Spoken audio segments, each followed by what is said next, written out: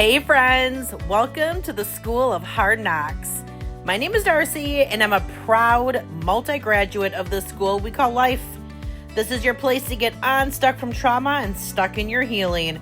Go grab your favorite drink, get yourself nice and cozy, and let's walk this journey together. Just a quick reminder. This podcast shares personal stories and lived experiences. It's not therapy. It's not counseling or legal advice. If you need professional help, please reach out to a licensed provider. Grand gestures have never been my thing. Elaborate, huge, big, shiny, fancy things. They've never been a thing for me, and I'm sure a lot of it has to do with the way that we grew up. I mean, we grew up not really having much at all. And when I'm saying not having much at all, imagine living in, a house that has 3 bedrooms and 2 bedrooms are split between 6 or 7 kiddos. I remember sharing a bed a lot of times with 1, even 2 of my siblings, sharing clothes, sharing school supplies, just not really having a lot. But what we had, we were always so thankful for. So grand gestures for me, I don't care about fancy cars and big houses. And, even when Eric and I first were talking about getting engaged, if that was even, it's so crazy to even think of how long ago that was. And when that topic came up, it was just so early in our relationship, and it was a joking conversation as we were walking through the mall in our town, which we no longer have. It's very sad that it was all torn down and built into apartments. But we were walking through the mall and the conversation about marriage came up. And I mean, I guess I've always thought kind of about getting married in my life, but, I knew that it was something that I was going to go into really slowly because of the examples that I had seen before me. And I wanted to make sure that I was like my grandparents. So the conversation had come up, and I remember walking past, they used to have like the window shopping little cases on the outside of the store before you even went in, like really to catch your attention. Perfect lights, the way that the lights hit all of those diamonds, and they're all shining and shimmering and beautiful. And, I've seen them before. I used to go down to the mall all of the time when I was in high school. But this time, for some reason, we just decided to stop and we decided to look. And, there's all of these big, huge diamonds in there. And I was never enticed by that. I mean, Eric would be like, if you could choose any ring, what would it be? And, it was never this, I need a 3-carat diamond. I mean, no, in fact, the first ring that Eric had actually gotten me, I think it was like maybe 1 1/4, like a marquee cut little diamonds down the side. And it wasn't big, but it was perfect for me. And I loved it. And I had that ring for a very, very long time until we were married for, I think it was last year, 20 years. And then we both, upgraded. And even the upgrade wasn't anything much bigger. We just changed the color of the metal, basically. But anyway, I remember showing him which one that I liked. And it was, like I said, a smaller one. And he kind of just looked at me like, out of all of them in here, that's the one. And I said, yeah, I really like that one. I think it's really pretty. So grand gestures for me are just the elaborateness of it doesn't feel wholesome. It doesn't feel pure. It doesn't feel, it doesn't give me that warm, fuzzy feeling on the inside.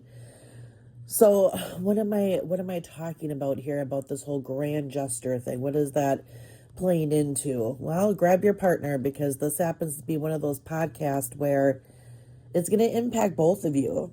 I think a lot of times we go through life thinking we need to do these big things for our partner, especially men in particular.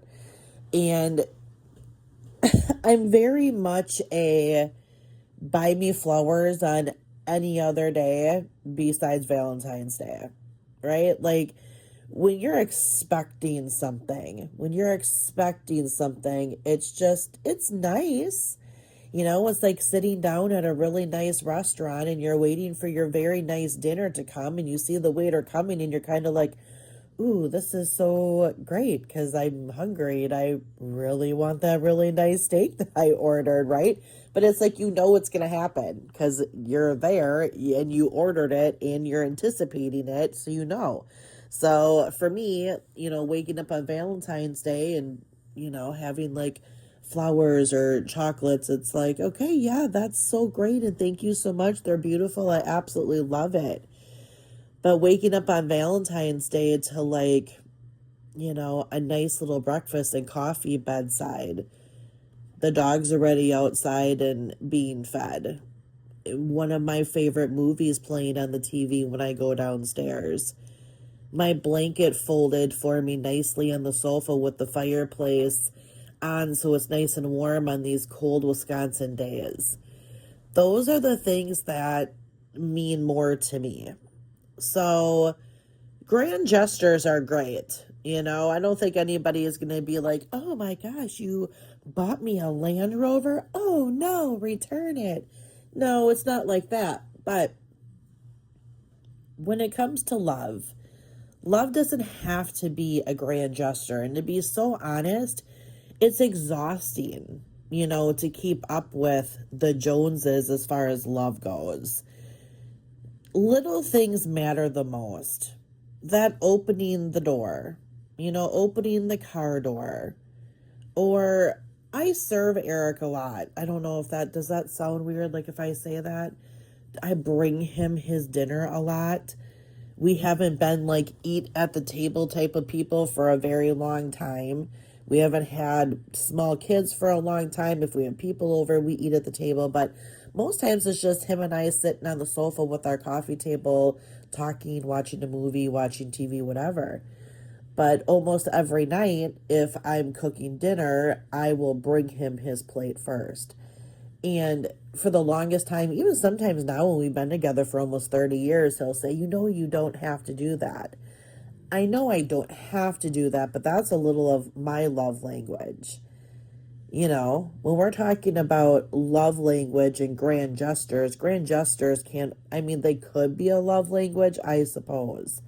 But it's the little things, 9 out of 10 times, that are going to make your partner swoon, that are going to make them feel like, oh my gosh, I cannot believe that they thought about me in that moment. Like they just told me that they were having the worst day ever. The office was super busy. The factory was super busy. Wherever the busyness is happening, the ride home was kind of stressful. They had to stop for gas because it's just whatever, out of gas, and we need to do blah, blah, blah, blah, blah. And then they go into the gas station to pay for the gas. And when they come out and come home, they have your favorite snack. They have your favorite drink. They have your favorite candy bar.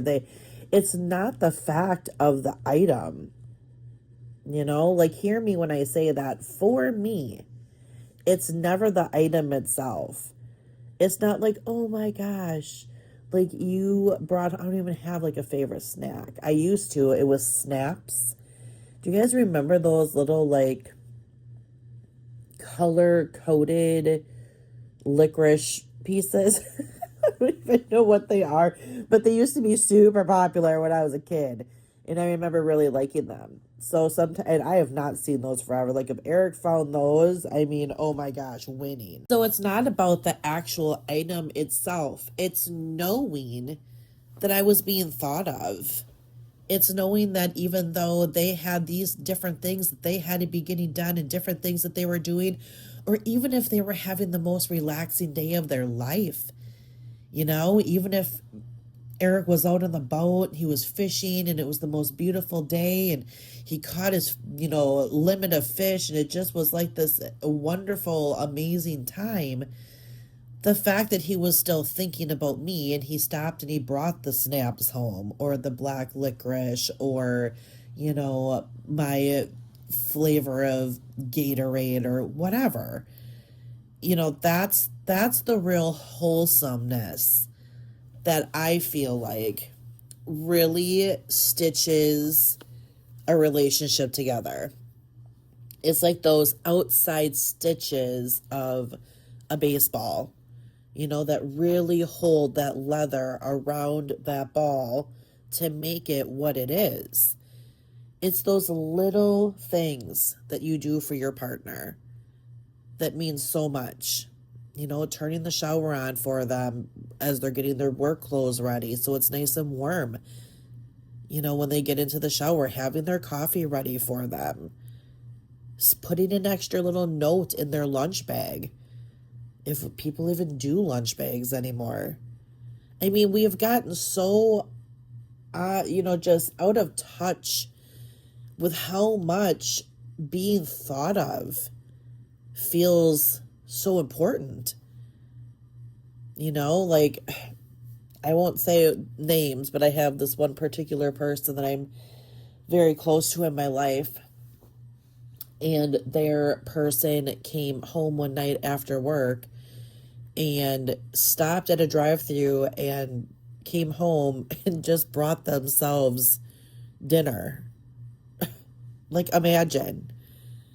Like, she's sitting there looking at him like, oh, okay, well, I guess I'll go and make myself something for dinner. Oh, I didn't think you'd want anything. And she's kind of looking at him like, well, did you think I was not eating dinner? Or, you know what I mean? That's not even like a little love language thing right there. That's just not blatantly not thinking about your partner at all. So now to curb that issue, not only, should he have brought her something home, but he should have brought her something home that he knew she was going to really like and really appreciate.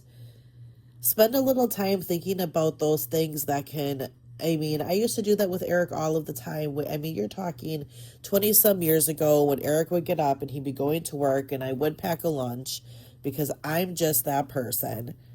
But not only would I pack a lunch, but I would sometimes, not all the time, because then it just becomes expected. Like, oh, what did she say today? But sometimes put like a little note in his lunch. Sometimes it would just be something of how proud that I am of him for, sticking it out because I know this job is hard and you're amazing and I love you so much.